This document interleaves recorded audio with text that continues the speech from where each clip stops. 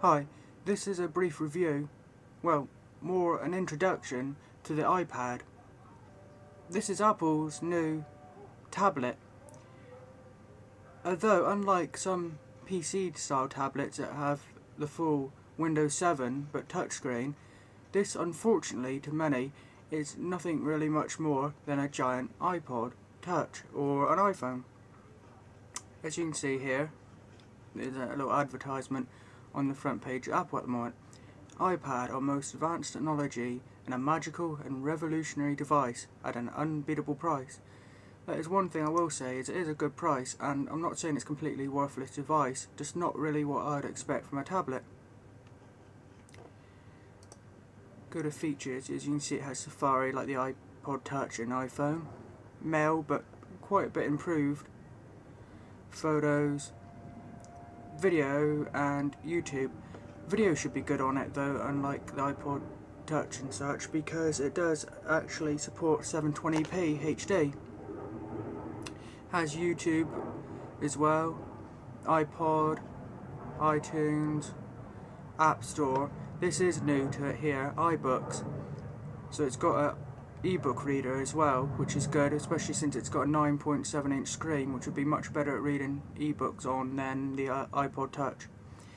But I do see them adding that in an update very soon to the iPod Touch and iPhone anyway. Maps, notes, calendar, contacts, home screen and spotlight search. So as you can see already, pretty much nothing more than a glorified iPod Touch or iPhone. Next we can go to design.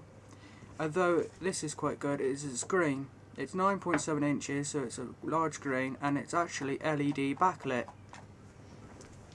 So it's got a beautiful screen. It's multi-touch like you'd expect. Very thin and light. The screen's 9.7 inches, but it's smaller than a magazine, it says. It's just 1.5 pounds or 0.5 inches thin, so it's actually half an inch thin. You can get up to 10 hours of battery life, which is good. You can get it in two models, either just plain wireless using a built-in 802.11n wireless networking, or for more money, and quite a bit more money, you can get one which also supports 3G. Performance actually uses a processor called the A4 chip, which is actually made by Apple's own engineers. You can get some accessories, such as you can use a Bluetooth keyboard with it instead of just using the touchscreen, a case, and I'm sure there will be a few other bits and bobs soon. App Store. It will come with 140,000 plus apps at your fingertips from day one. So that is good, including games.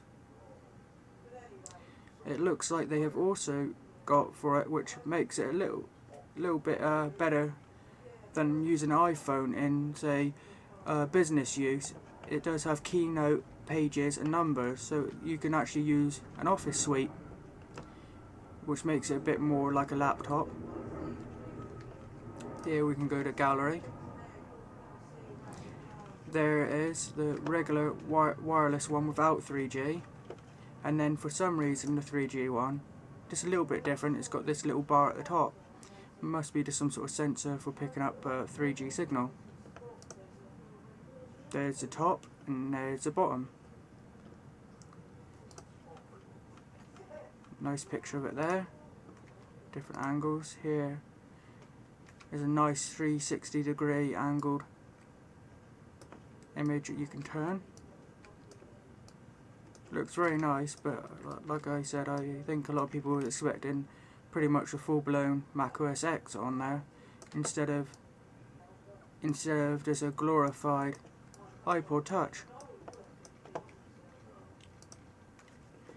As you can see, Safari, Mail, Photos, Videos, YouTube, iPod, iTunes, App Store, just like an iPhone, although it has got iBooks.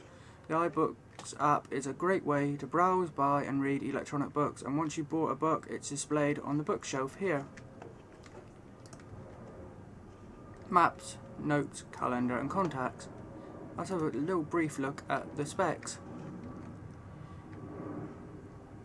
It's, as you can see, 0.5 inch, 13.4 millimeters. That's how thick it is, very small. You can get it in either 16 gigabyte storage model or 32 or 64 gigabytes. It displays 1024 by 768, so just over 720p, so at least it does have 720p HD, which is nice for a portable device. Accelerometer, ambient light sensor, 1 GHz Apple A4 custom designed high performance low power system on a chip, so it does use low power. It has microphone connection, built-in speakers and a 3.5mm stereo headphone jack, a SIM card tray but only on the 3G model,